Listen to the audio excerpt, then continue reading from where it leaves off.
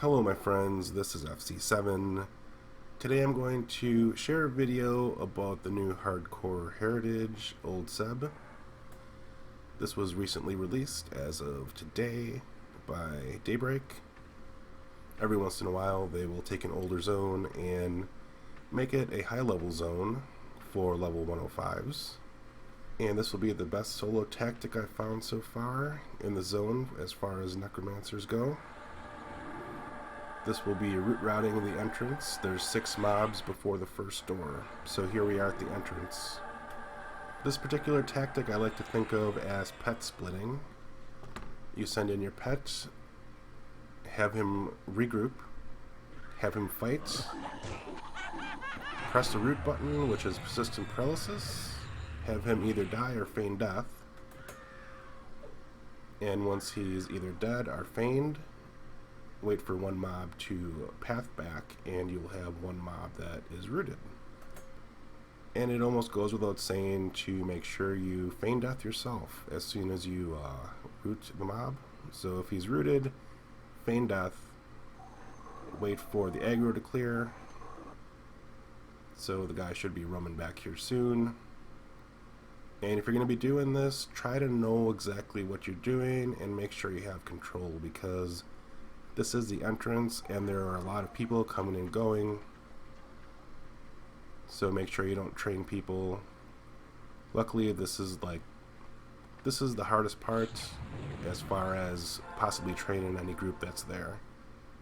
Maybe it lasts 30 seconds at the most. Try to get the mob rooted between where the slope starts and where the slope ends, because people zone in right at the top here. Okay, so once you have one of the mobs rooted, just start your root rotation with your dots. These mobs don't seem to have very many hit points. And you're not really here for experience, because a lot of these mobs are like blue at 105. You're here to basically farm some gear, because random gear drops from these guys if you have any alts. There's also some augmentations that are really nice that drop from random mobs here, any mob in the zone. So just keep up your dot rotation. Be on the lookout for any people zoning in. I know when I was doing this, there was actually a group that zoned in, and they were kind of messing with the mob that I was root rotting. I don't know if it'll show up on the screen. One of the guys also buffed my pet. Yeah, this group right here. I mean, it's nice that they were here to help, but they put a buff on my pet. One of the shamans did.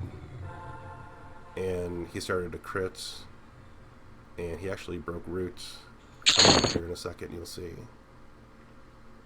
So I appreciate it, but really don't need any kind of outside interference. So now here we have the second mob, and I think I'll just fast forward through this. Hold on a second.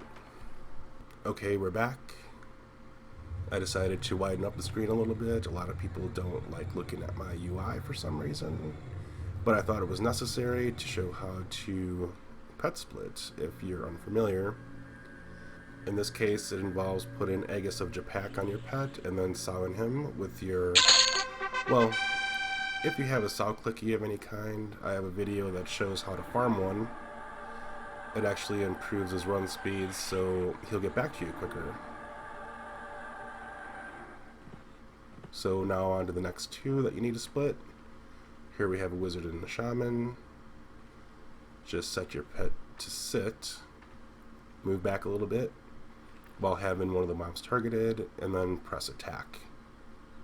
Now press regroup, he'll come back to you, press fight, or attack I should say, and then just press your persistent paralysis. In this case it did not work, so I'm going to have to resplit these guys. Like I said, they're grouping back of me. They were trying to be helpful and they buffed my pet, but they buffed him with something that They buffed him with a spell that caused him to land a critical and that broke the root, so I'm gonna have to redo this, but unfortunately this is the only spot in the zone where I found it is soloable for now. If I can find like a better spot, I'll create another video, but for now this is it. Unfortunately, sometimes people get in the way, so let's try it again.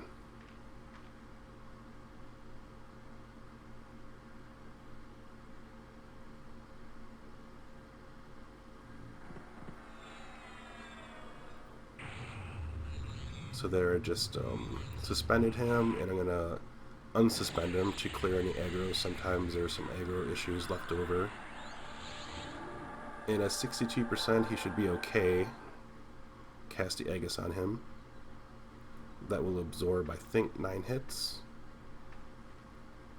So have him attack. See, that other group is like in the way. Hopefully they don't die, but okay, so there you see I feigned death after casting Persistent Paralysis, and we have one mob single here.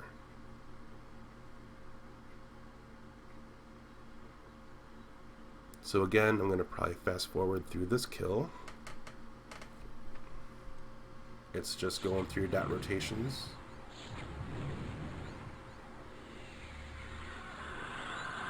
Okay, now that he is defeated, move on to the next mob. This will be mob number 4. And with this one, other side. All you have to do is click on root right there. You don't have to pull them back by zone in. You can give any people zoning in a little bit of space, a little bit of safety. And you know for a fact that the mob that is in the spot you're standing on is not going to spawn for like another 20 or, well, I want to say 15 or 20 minutes. The respawn time seems to be like a long time, so you have plenty of time to wait, depending on your DPS.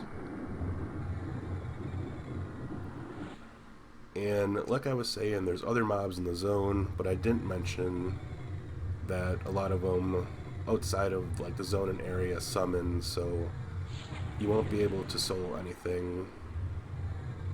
You may be able to pet tank. I tried to pet tank, but it was pretty inefficient.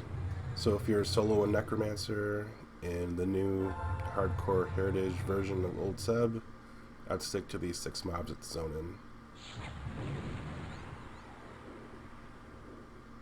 You can't snare them, but you can root them.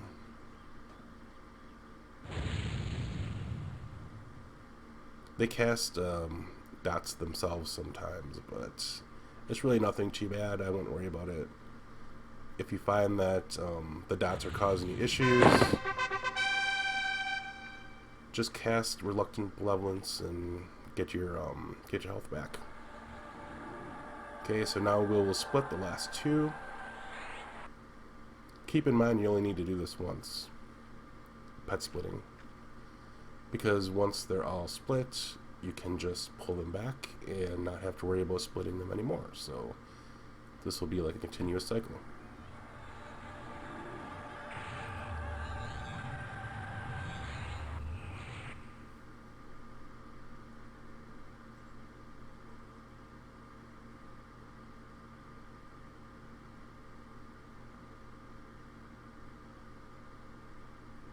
So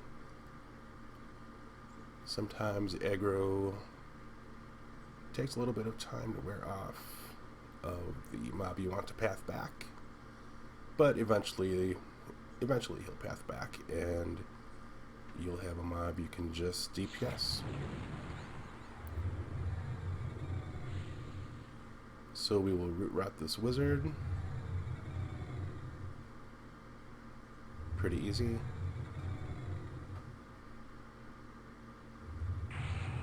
And I think I will probably fast forward through this one as well, because you get the idea. Okay, so he's at 0%, and eventually he will pass away, and I have the last mob, you can easily just root him in the corner and just DPS him down. And it's really that easy. I would stick to these 6 mobs. There might be a couple behind the door that you might be able to add to your rotation. I don't know, I haven't gotten that far yet. I imagine that there are.